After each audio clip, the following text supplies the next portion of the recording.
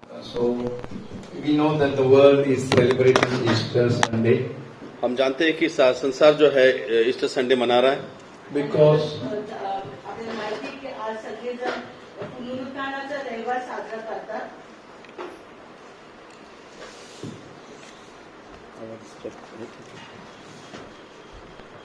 and the greatest gift given by Jesus Christ, सबसे बड़ा जो उपहार है यीशु मसीह ने दिया है what is that? वो क्या है? In the chapter of Genesis, second chapter, उत्पत्ति की किताब में दूसरे अध्याय that में इसका he संबंध has लिखा है। given his breath in man. मनुष्य में उसने अपना सांस दिया है।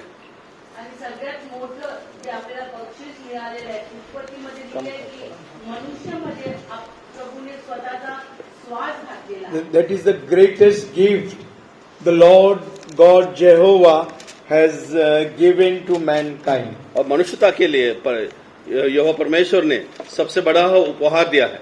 And it, सगळ्यात मोठं बक्षीस आहे की यहोवाने दिलेलं आहे की आपल्याला त्यांनी त्याचा स्वतःचा श्वास आपल्यामध्ये त्यांनी फुकला.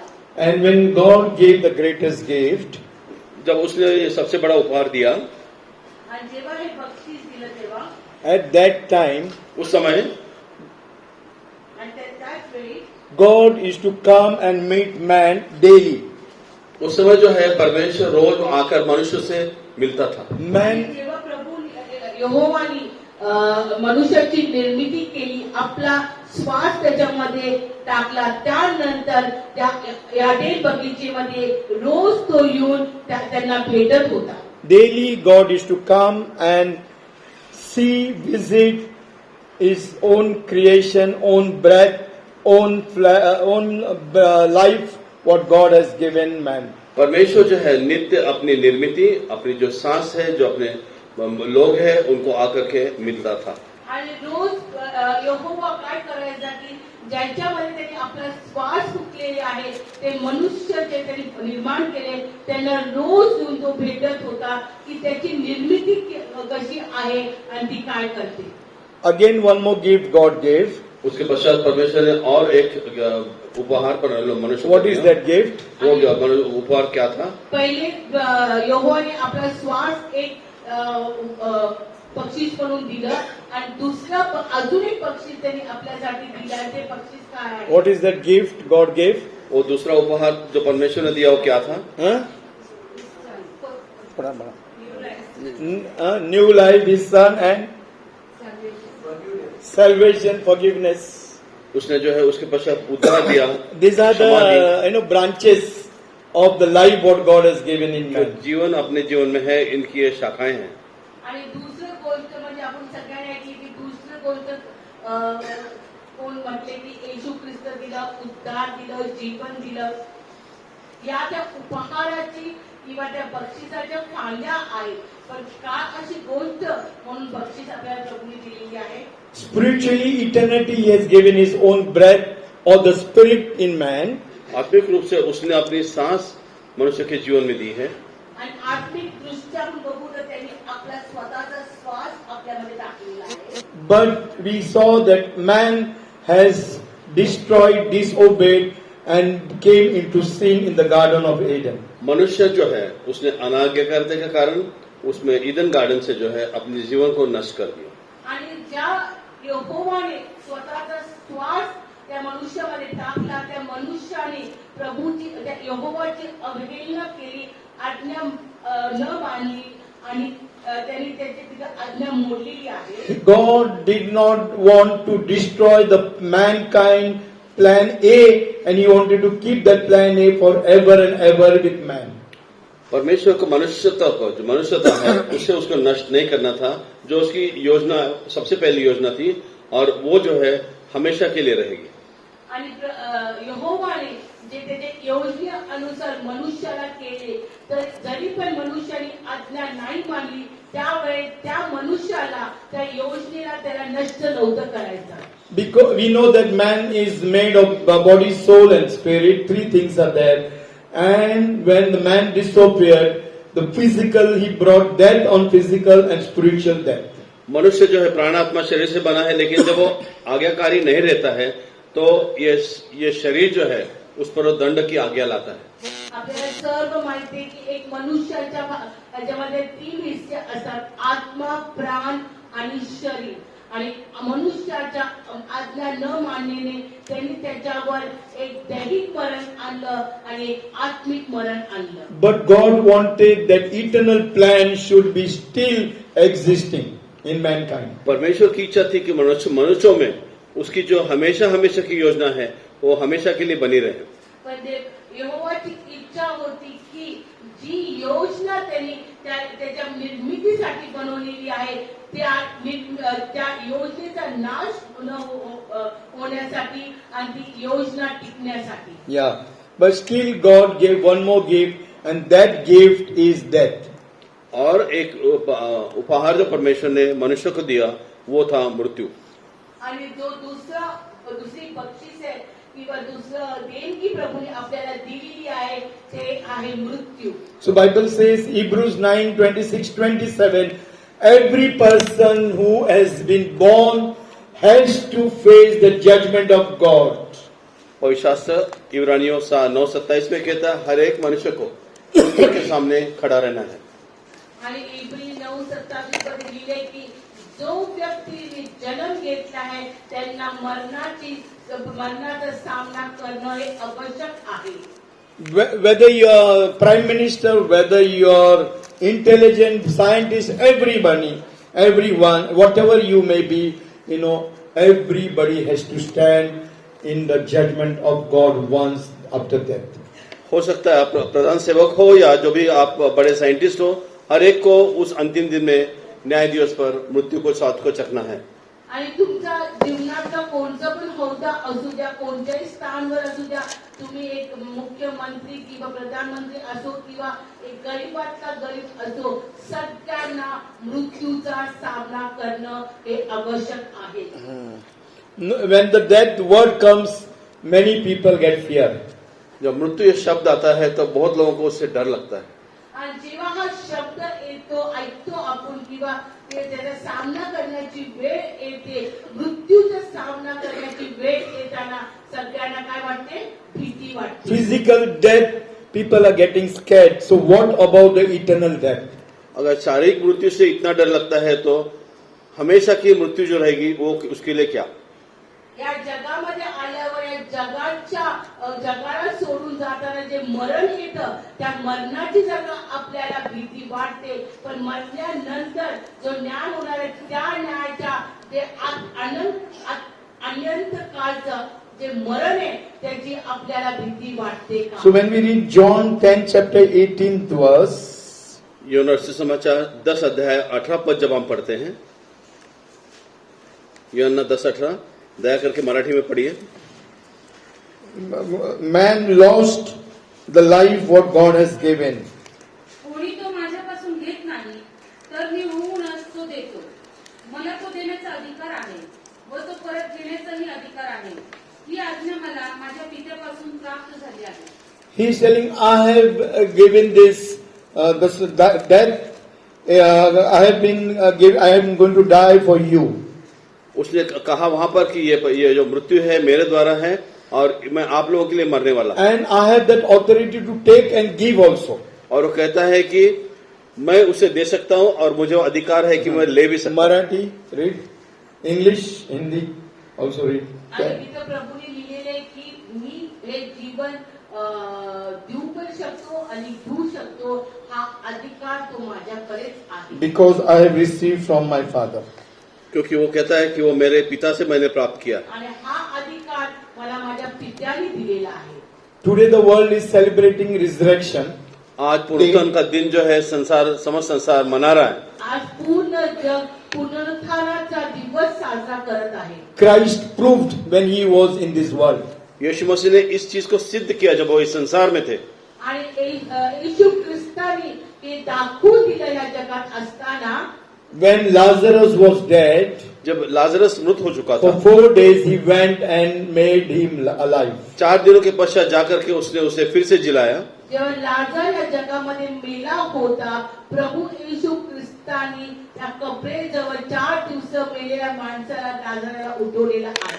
In the same way, the doctor was died of that person, he went and told the daughter did not die, but the daughter is sleeping. उसी तरह वो उस बच्चे की वो व्यक्ति की बेटी जो थी वो मर चुकी थी, उसने कहा वो मरी नहीं, वो सो रही. आणि जेव्हा जायरसची मुलगी जेव्हा मेली होती तेव्हा जेव्हा प्रभू येशू ख्रिस्ताने तिथं गेला तो म्हटला की ती मुलगी मेलेली नाहीये पण ती काय केलेली आहे झोपलेली आहे. Even we can see in the Old Testament, when the woman's son was dead, Jesus, that Elijah, gave him life.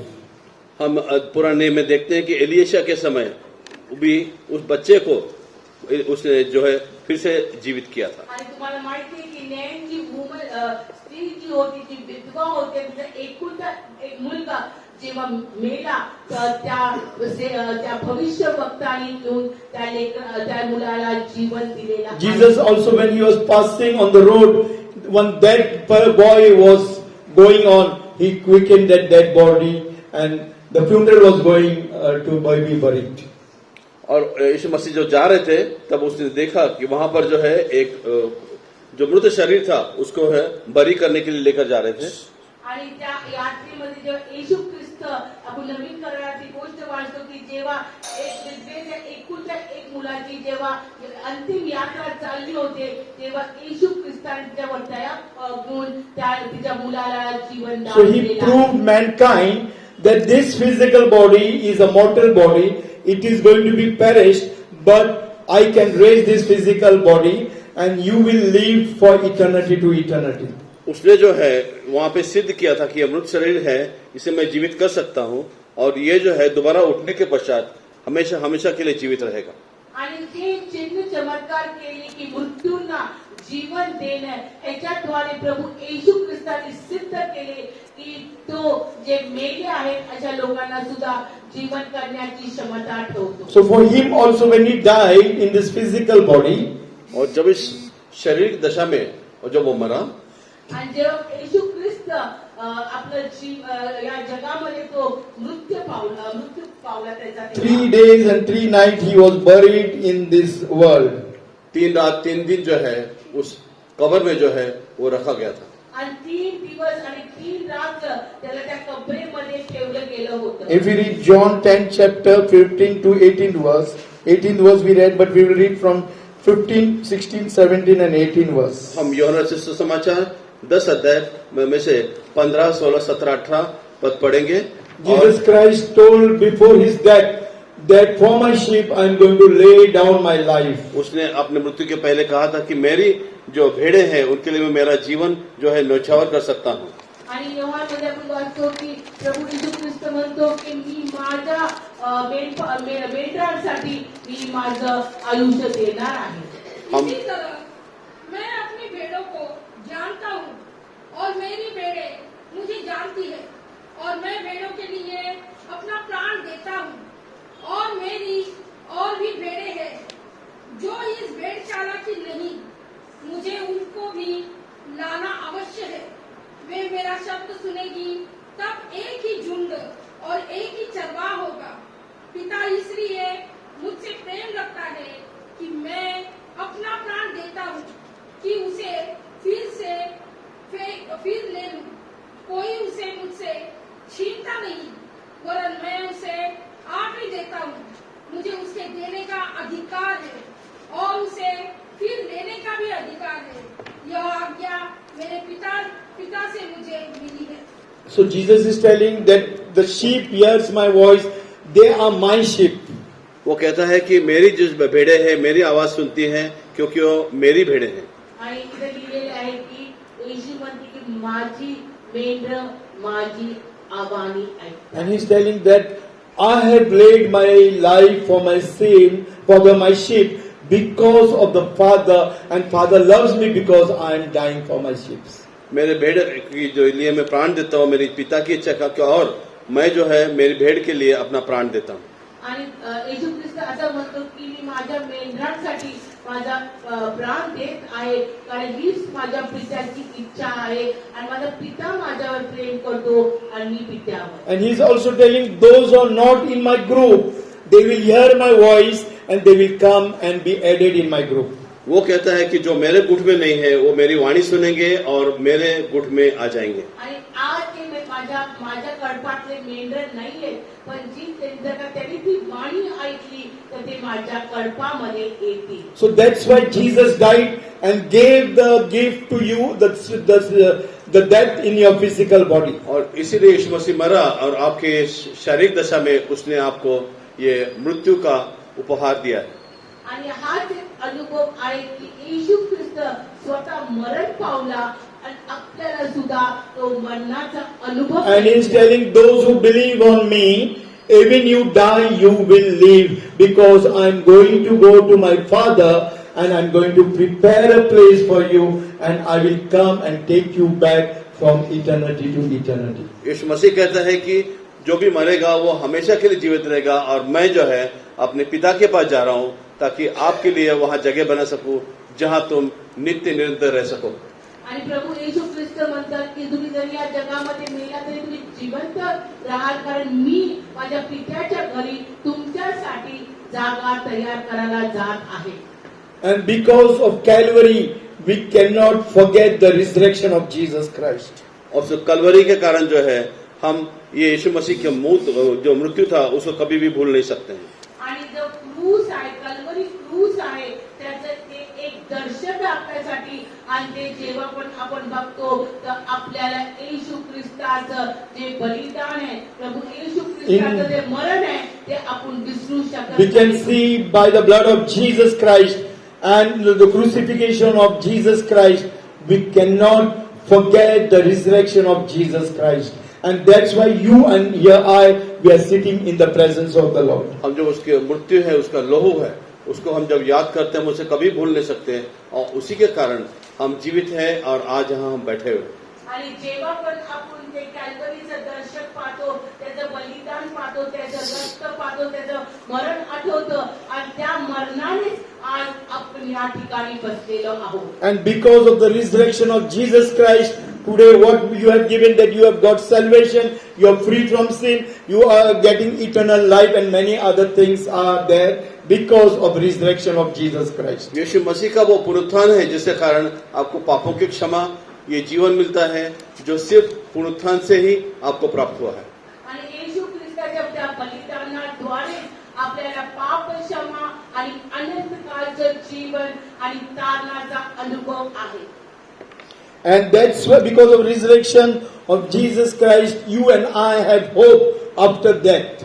और यीशु मसीह का वो जो मरण है उसके कारण ही हमें जो है मृत्यु के पश्चात एक जीवित आशा है. आणि येशू ख्रिस्ताच्या पुनरुत्थानापायी आपल्याला ती आशा आहे.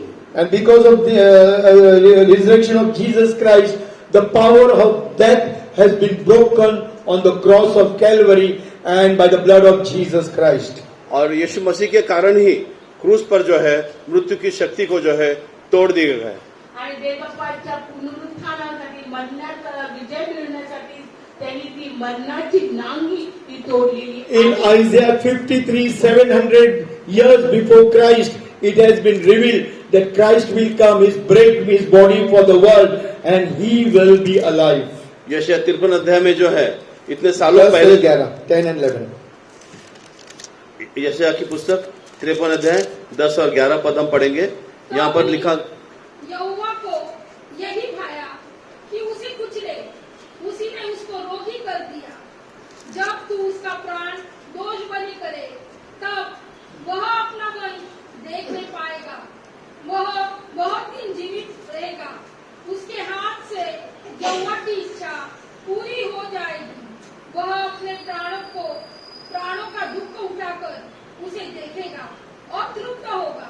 अपने ज्ञान के द्वारा मेरा धर्मी दास बहुतेरों को धर्मी ठहराएगा और उनके अधर्म के कामों का बोझ आप उठा लेगा. मराठी. त्याला ठेचावे असे परमेश्वराच्या मर्जीस आले. त्याने त्याला पिडिले. त्याच्या जीवाचे दोषार्पण झाल्यावर तो संतती पाहिली.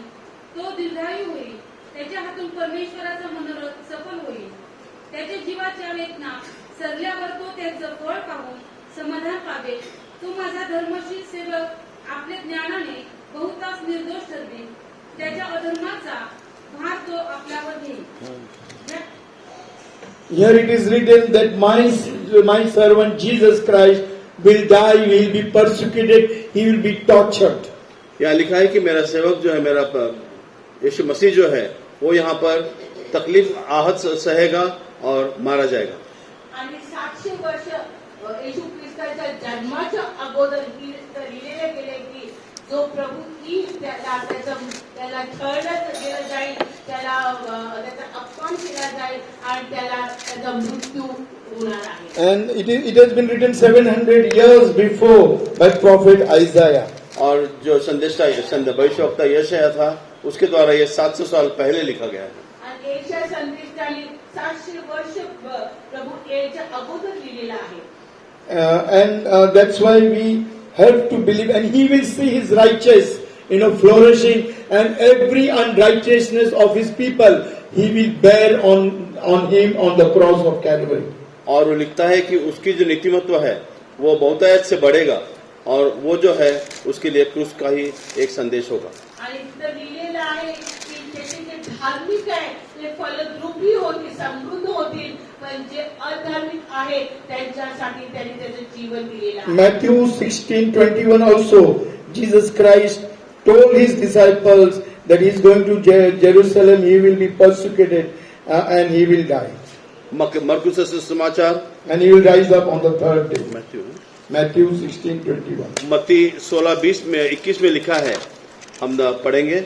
मत्ती से समाचार 16:21. उस समय से यीशु अपने चेलों को बताने लगा कि मुझे आवश्यक है कि यरूशलेम को जाऊं और पुरनियों और महायाजकों और शास्त्रियों के हाथ से बहुत दुख उठाऊं और मार डाला जाऊं और तीसरे दिन जी उठूं. तेव्हापासून येशू ख्रिस्त आपल्या शिष्यांना सांगू लागला की मी यरूशलेमेत जाऊन वडील, मुख्य याजक व शास्त्री यांच्याकडून पुष्कळ दुःखे भोगावी, जीवे मारले जावे व तिसऱ्या दिवशी उठविले जावे याचे अगत्य आहे. In Ephesians 1:7 also it is written. इफिसियों की पत्री 1:7 में भी इसके संबंध में लिखा गया है. We will read that very quickly. इफिसियों की पत्री 1st chapter and 7th verse. पहला अध्याय 7 पद. त्याच्या कृपेच्या समृद्धीप्रमाणे त्या प्रियकराच्या ठाई त्याच्या रक्ताच्या द्वारे खंडणी करून मिळालेली मुक्ती म्हणजे आपल्या अपराधांची क्षमा आपल्याला मिळाली आहे. हमको उसमें उसके लहू के द्वारा छुटकारा अर्थात अपराधों की क्षमा उसके उस अनुग्रह के धन के अनुसार मिला है. We are sitting here because of resurrection of Jesus Christ, because we are going to be forgiven 100%. Not our sins are not covered, but totally forgiven because of the blood shed by Jesus Christ for you and me, and because of His resurrection. उसके पुनरुत्थान के कारण जो है, जो लहू उसने बहाया, हम जो है क्षमा प्राप्त करने वाले लोग हैं, जो आज हमें आ सके उसकी उपस्थिति में. आणि प्रभूच्या मरणाने आणि त्याच्या उठण्याने त्या देणगीने आज आपल्या पापांची क्षमा झालेली आहे. आपली क्षमा झाकले नाही गेलेले प्रकार झालेले आपण प्रभू ते कृपा पावलेले आणि क्षमा पावलेले लोक आहोत. So today we are so privileged that God has forgiven us that hope of forgiveness of all our sins. और हमें आज हम बहुत आशीषित ऐसे लोग हैं जो अनुग्रह प्राप्त किए लोग हैं कि हमें जो है जो क्षमा किए गए, हमें क्षमा प्राप्त ऐसे हम लोग हैं. आणि आपण जे आपल्याची आशा आहे की आपण देवाचे अति कृपा पावलेले लोक आहोत, कारण आपल्याला प्रभू येशूद्वारे क्षमा मिळालेली आहे. The secondly, that He has removed the fear of death from our life. John 11:25. University से समाचार 11 अध्याय 25 पद में जो है हमारे जीवन से जब मृत्यू का भय जो है निकल गया है. येशूने तिला म्हटले, पुनरुत्थान व जीवन मीच आहे. जो माझ्यावर विश्वास ठेवितो तो मेला असला तरी जगेल. यीशु ने उससे कहा, पुनरुत्थान और जीवन मैं ही हूँ. जो कोई मुझ पर विश्वास करता है वह यदि मर भी जाए तो भी जिएगा. And we'll read Ephesians 4th chapter 6, 7, 8, 9th verse and 9th verse. इफिसियों की पत्री 4 अध्याय 6, 7, 8, 9 पद पढ़ेंगे. इफिसियों की पत्री और सबका 9, 10 till 10. और सबका एक ही परमेश्वर और पिता है, जो सबके ऊपर और सबके मध्य में और सब में है। पर हम में से हर एक को मसीह के दान के परिणाम से अनुग्रह मिला है। इसलिए वह कहता है कि वह ऊंचे पर चढ़ा और बंधुआई को बांध ले गया। First, what happened in his death? सबसे पहले उसके मृत्यु में क्या हो He रहा है, went up and went to the captive. और जो बंदित लोग थे उनके पास वो चला गया। आणि पहिली गोष्ट देवबापाच्या मृत्यूने आणि जीवन तुमच्याने काय झालेली की तो पहिले त्या बंदी मनाच्या लोकांच्या बंदिस्त लोकांच्याकडे गेला। Read the verse in Marathi. Once. और मनुष्य को दान दिए। उसके चढ़ने से और क्या पाया जाता है? केवल यह कि वह पृथ्वी की निचली जगहों में उतरा भी था, और जो उतर गया यह वही है जो सारे आकाश से ऊपर चढ़ भी गया, कि सब कुछ परिपूर्ण करे। Marathi. सर्वांवर व सर्वांमधून आणि सर्वांचे ठाई असलेला देव, जो सर्वांचा पिता, तोही एकच आहे। तरी आपणापैकी प्रत्येकाला ख्रिस्ताने दिलेल्या दानाच्या परिणामाप्रमाणे अनुग्रहरूपी देणगी प्राप्त झाली आहे। म्हणून तो म्हणतो, त्याने उच्च स्थानी आरोहण केले, तेव्हा त्याने कैद्यांना कैद करून नेले व मानवांना देणग्या दिल्या। त्याने आरोहण केले, यावरून तो पृथ्वीच्या अधोलोकी उतरला होता। ह्यापेक्षा दुसरे काय समजावे? जो खाली उतरला होता त्याने सर्व काही भरून टाकण्याच्या उद्देशाने सर्वोच्च स्वर्गावर आरोहण केले। So we see that when Jesus Christ died, हम देखते हैं कि जब यीशु मसीह मरे he ascended into heaven, और वो स्वर्ग राज्य में वो चला गया। आणि जेव्हा येशू ख्रिस्ताचं मरण झालं तर पहिली गोष्ट काय झाली की तो पहिले स्वर्गामध्ये गेला and he descended also in the lowest part of this earth. और वो नीचे इस पृथ्वी का निचला हिस्सा जो है This is where- उसमें भी वो चला गया। आणि त्याच वेळेस तो पृथ्वीच्या सगळ्यात खालील भागामध्ये सुद्धा तो गेला। And in the Old Testament, because of the shedding of the blood of bulls, goats, cows, and buffaloes, people are the children's people of Israel's sins were covered. They were not totally forgiven. पुराने नियम में अगर देखते हैं तो इस Balor गोरो लोहू के कारण जो है उनके बच्चों की क्षमा की जाती थी, लेकिन पूरी तरह क्षमा नहीं होती थी। आणि आपण प्रभू येशू ख्रिस्त खालील भागामध्ये का गेला ह्याचं एक कारण जर का आपण जुन्या काळात पाहतो तेव्हा लोक आपल्या पापाच्या क्षमेसाठी ते कोकले पक्षी आणि पशूचं अर्पण करत होते त्यांना पाप क्षमा मिळण्यासाठी। In 1 Peter 3rd chapter 19, 20, 21, also it is written the same thing. पहले पत्रस 3 अध्याय 19, 20 और 21 पद में भी इसके संबंध में लिखा गया है। We will not read that because it is the same thing. हम अब इसको नहीं पढ़ेंगे क्योंकि वो वही बात है। And that's why Jesus Christ went to this sinner, those people who were into prison or in the what you call hell. और हम इसलिए यीशु मसीह वहां गए जो लोग बंधन में थे या नरक में थे। आणि ह्या गोष्टीचा उल्लेख नवीन करारात सुद्धा केलेला आहे की का प्रभू येशू ख्रिस्त त्या नरकाच्या ठिकाणी गेला आणि त्या लोकांकडे तो का गेलेला आहे? Bible says that he shared the good news to those Old Testament saints and people of God who obeyed God, and he took them to heavenly places. और शास्त्र कहता है कि पुराने नियम के जो संत और तब के जो लोग थे उन्हें भी उसने जो है सुसमाचार सुनाया। आणि जेव्हा तो त्या अधोलोकी गेला ह्या कोणासाठी गेला जे जुन्या करारातले देवाचे लोक होते, संतगण होते, देवाचे निवडलेले होते, त्यांना देवापदरी सुवार्ता सांगितली आहे आणि सुवार्ता सांगून त्यांना स्वर्गामध्ये नेलेला आहे। That's why the word of God is written in the Bible that every tongue will confess that Jesus is Lord and every knee will bow down in front of Lord Jesus Christ. पवित्र शास्त्र में लिखा Hallelujah. है कि हर एक जीवा है जो है मसीह के वचन का स्वीकार करेगी, हर एक घुटना जो है परमेश्वर के नाम में टिकेगा।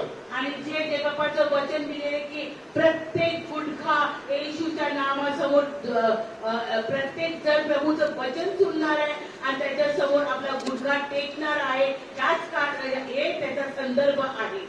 And because of that, your sins has been forgiven. The fear of death has gone away in your life and my life. And the third thing, the Spirit of God comes and dwells in your life and my life.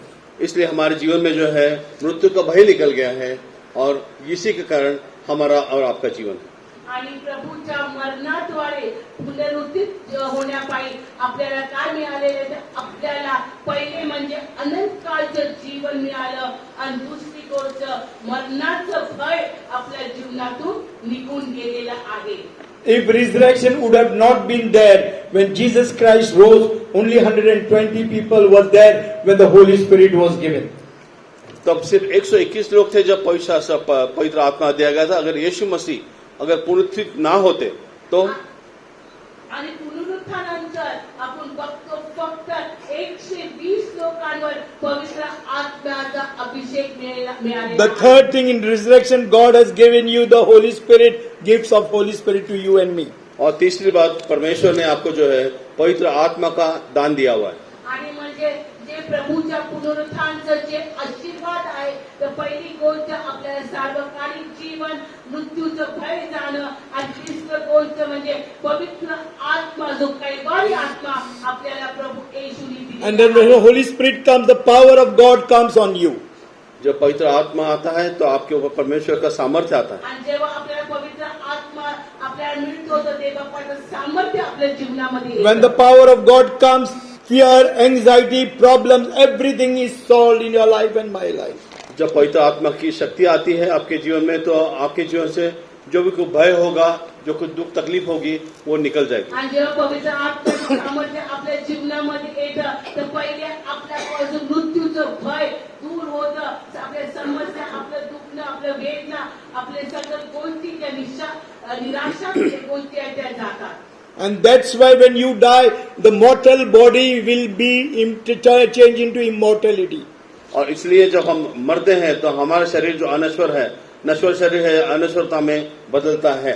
आणि म्हणून जेव्हा या देहामध्ये आपण मृत्यू पावतो, तेव्हा आपलं विनाशी शरीर हे अविनाशी शरीर म्हणून बनतं. The Spirit, what God has given you, He has given you through the Holy Spirit again in the mankind in the New Testament covenant church.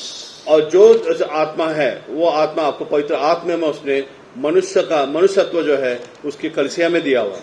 आणि आपल्याला जेव्हा नवीन आत्मा पावल्यानंतर जो प्रभूचा आत्मा आपल्याला प्रभू देतो आहे, तो आपल्याला या नश्वर शरीरामध्ये तो देत आहे. And that will quicken this physical death and give you eternal life.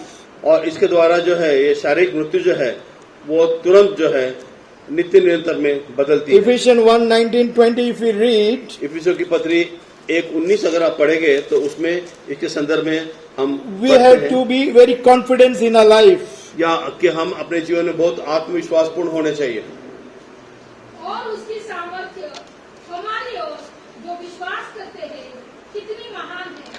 उसकी शक्ति के प्रभाव के उस कार्य के अनुसार जो उसने मसीह के विषय में किया, कि उसको मरे हुओं में से जिलाकर स्वर्गीय स्थानों में अपनी दाहिनी ओर सब प्रकार की प्रधानता और अधिकार और सामर्थ्य और प्रभुता के और हर एक नाम के ऊपर, जो न केवल इस लोक में पर आने वाले लोक में भी लिया जाएगा, बैठाया.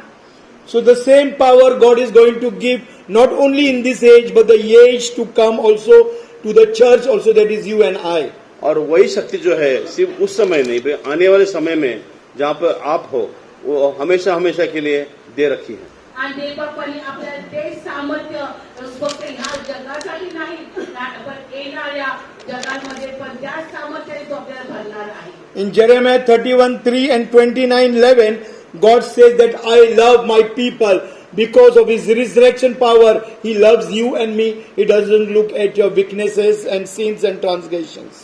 यिर्मयाह की पुस्तक में अगर हम देखते हैं तो उसके जो 31:3, 29:11 31:3 और 29:11 में लिखा है कि जो पुनरुत्थान की शक्ति जो है उसके कारण ही ये सारा कुछ संभव है.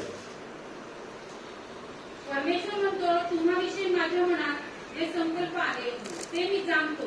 ते संकल्प हिताचे आहेत, अनिष्टांचे नाही. ते तुमच्या भावी सुस्थितीची आशा देणारे आहेत. यहोवा ने मुझे दूर से दर्शन देकर कहा है, मैं तुझसे सदा 29:11 पण सदा प्रेम रखता आया हूँ. इस कारण मैंने तुझ पर अपनी करुणा बनाए रखी है. जॉन 13:34-35 भी निकालो. 14:34-35 भी निकालो. 29:11 जेरेमिया भी. यिर्मयाह की पुस्तक क्योंकि 29 अध्याय और 11 पद. क्योंकि यहोवा की यह वाणी है कि जो कल्पनाएं मैं तुम्हारे विषय करता हूँ उन्हें मैं जानता हूँ. वे हानि की नहीं वरन कुशल ही की है. God is telling you are going through any problems today in your life. परमेश्वर कहता है आप आज किसी भी समस्या से गुजर रहे हो. आज प्रभू येशू म्हणतो जर का तुम्ही कोणत्या पण तुमच्या जीवनाच्या परिस्थितीतून जा, Maybe your finances must not be recovering. आपकी आर्थिक समस्याएं से आप There छुटकारा must- नहीं पा रहे हैं. तुमच्या आर्थिक परिस्थितीमधून जात असाल, There must be marriage problems in your life. आपकी वैवाहिक समस्या होगी. तुमच्या लग्नामध्ये काही समस्या असतील, There may be no success in your life. जीवन में यश नहीं होगा. आपले यश असेल. But what Jeremiah says in 29 and 31, the plan what you are going through is good in your life, and take that plan, hold that plan, because I love you. क्योंकि यहाँ पर 29:11 में वो कहता है कि जो योजनाएं हैं जो आपके पास है उसको आप पकड़े रहो, उसको उठाया जाएगा. आणि यर्मयामध्ये दिले की जे माझे विचार तुमच्यासाठी ते हिताचे आहेत आणि ते विचार तुम्ही पकडून ठेवा. This is the resurrection message of Easter Sunday, that don't trust the resurrection of trust on Jesus. The resurrection of Jesus Christ gives you hope, assurance, forgiveness, fear of that goes away, and He loves you and He cares for you. आज Easter के Sunday के इस समय इस दिन में यह संदेश है कि जो भी आपके जीवन में है उसे आप पकड़े रहो, और यही संदेश जो है आपके जीवन में फलवंत हो सकता है. आणि आज पुनरुत्थानाचा हा संदेश आहे की येशू ख्रिस्ताने आपल्याला अनंतकालीन जीवन दिलेलं आहे. त्यांनी आपल्यापासून मृत्यूचं भय काढून The टाकलेलं fifth आहे thing- आणि त्याचे विचार आपल्यासाठी हिताचे आहेत. The fifth thing or sixth thing the Lord has doing that, John 14:2, 3 and 6. He's telling, I am the way, the truth and the life, and I am going to go to my Father's place. There are many mansions. That means He's waiting for you and me at the eternal home. यूहन्ना से सुसमाचार 14 अध्याय में लिखा है कि मैं जो है मार्ग, सत्य और जीवन हूँ, और मेरे अस्तित्व में ही आपके लिए आशा है. आणि जसं योहान 14:6 मध्ये दिलेले की मार्ग, जीवन व सत्य प्रभू येशू ख्रिस्तच आहे. आणि त्यांनी असं दिलेलं आहे की मी माझ्या पित्याच्या घरी जातो आणि तुमच्यासाठी मी जागा तयार करतो. म्हणजे त्यांनी धन्य आशा दिलेली आहे की तो आपली वाट स्वर्गामध्ये पाहत आहे. Sixth, read, I am the way, the truth and the life. Jesus told that. And second and third word says that do not your heart be deceived. I am going to go to my Father's place, and I will prepare a place for you. If it was not there, I would have told you. दूसरे माझ्या तीसरे पित्याच्या वचन में घरात राहण्याच्या जागा पुष्कळ आहे. नसत्या तर मी तुम्हाला तसे सांगितले असते. मी तुम्हासाठी जागा तयार करायला जातो, आणि मी जाऊन तुम्हासाठी जागा तयार केली म्हणजे पुन्हा येऊन तुम्हाला आपल्या जवळ घेईन, यासाठी की जेथे मी आहे तेथे तुम्ही असावे. येशूने त्याला म्हटले, मार्ग, सत्य व जीवन मीच आहे. माझ्याद्वारे आले वाचून पित्याकडे कोणी येत नाही. And this is the fifth thing we have studied, the power of resurrection of Jesus Christ. ये पांचवी चीज हमने पढ़ी जो यीशु मसीह के उस पुनरुत्थान की शक्ति. आणि हे पाचवी गोष्ट आहे की पुनरुत्थानाचं सामर्थ्य काय करू शकतो. That He Himself with the Father, Son and Holy Spirit is waiting at the eternal home for you and me. और वो जो है पिता, पुत्र, पवित्र आत्मा के साथ वो उस घर में आपके लिए रुका हुआ है. आणि तो स्वतः म्हणजे पिता, पुत्र आणि पवित्र आत्मा आपल्यासाठी वाट बघत आहे. Luke 24:46-49 verses if we read. Lucas Luke याचा 24वा अध्याय 46 ते 49. सगळ्यांनी पटापट काढा आणि वाचा एकदम. आणि त्यांनी त्यांना म्हटले, असे लिहिले आहे की ख्रिस्ताने दुःख सोसावे, तिसऱ्या दिवशी मेल्यातून उठावे, आहे आणि यरूशलेमेपासून आरंभ करून सर्व राष्ट्रांना त्याच्या नावाने पश्चाताप व पापक्षमा घोषित करण्यात यावी. तुम्ही ह्या गोष्टीचे साक्षी आहात. पहा, माझ्या पित्याने देऊ केलेली देणगी मी तुम्हाकडे पाठवितो. तुम्ही स्वर्गीय सामर्थ्याने युक्त व्हाल तोपर्यंत या शहरात राहा. Yeah, Acts 5:30-31 also. प्रेरितों के काम 5 So अध्याय, this was 30 revealed पद। before everything that you have to be the witness for Jesus Christ. ये पहले ही पूर्व नियोजित बताया गया था कि Acts आपको यीशु मसीह के लिए 5:31. यीशु मसीह के लिए गवाह बने रहना है. ज्या येशूला तुम्ही खांबावर टांगून मारले त्याला आपल्या पूर्वजांच्या देवाने उठविले.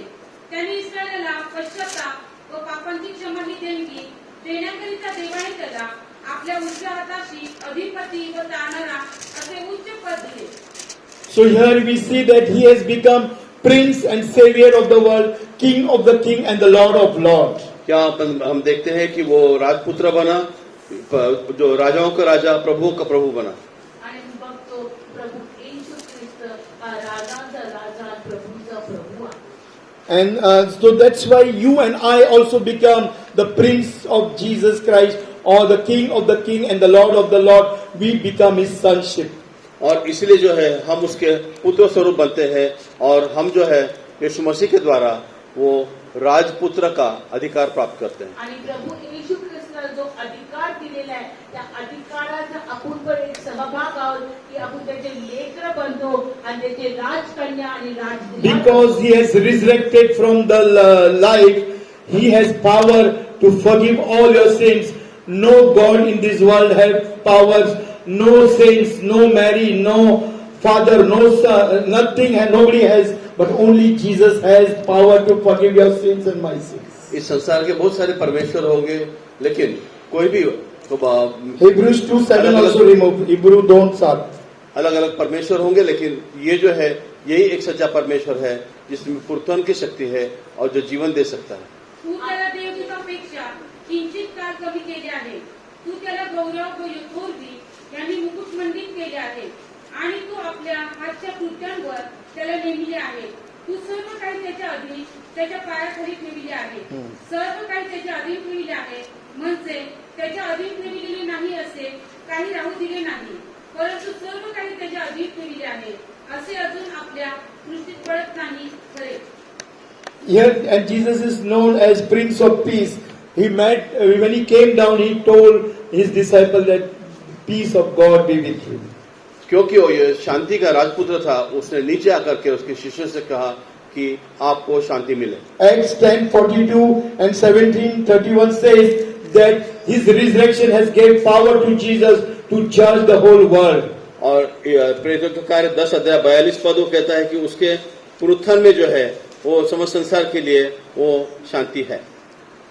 त्याने आम्हाला अशी आज्ञा केली की लोकांस उपदेश करा व अशी साक्ष द्या की देवाने नेमलेला असा जिवंतांचा व मेलेल्यांचा न्यायाधीश तो हाच आहे. आणि प्रभू येशू ख्रिस्त एकच आहे जो तारण देऊ शकतो आणि तोच एक आहे शांतीचा अधिपती. About the resurrection, there are many verses. It may take one more Sunday, but I wanted to stop here only. पुनरुत्थान के संबंध में ये पुस्तक में बहुत सारी जगह लिखा है, लेकिन इसके लिए संभवतः और एक रविवार लगेगा, तो अभी जो है हम यहीं पर Because of the समाप्त करते हैं. resurrection of Jesus Christ, there are many advantages what you and I we have. यीशु मसीह के पुनरुत्थान के कारण बहुत सारी प्रधानताएं, प्राथमिकताएं और बहुत सारे आशीष हम पर आणि है. प्रभू पुनरुत्थानाचे खूप आशीर्वाद आहेत आपल्यासाठी दिलेले आणि ठेवलेले And we आहेत. can tell boldly to the people what is the meaning of resurrection, why there is Easter celebration, why there is Good Friday. There are many verses still now and many authority what God has given to the church, that is you and me. We will continue this message next Sunday. और पुनरुत्थान के द्वारा और ये Easter Sunday जो है, Easter है, इसके द्वारा हम लोगों को बता सकते हैं पुनरुत्थान क्या है, जीवन क्या है, और इस जीवन के बारे में हम साक्ष्य दे आणि सकते जे हैं. पुनरुत्थानाचे आशीर्वाद आहेत जे आपण लोकांना सांगू शकतो त्याच्याबद्दल आपण येणाऱ्या We don't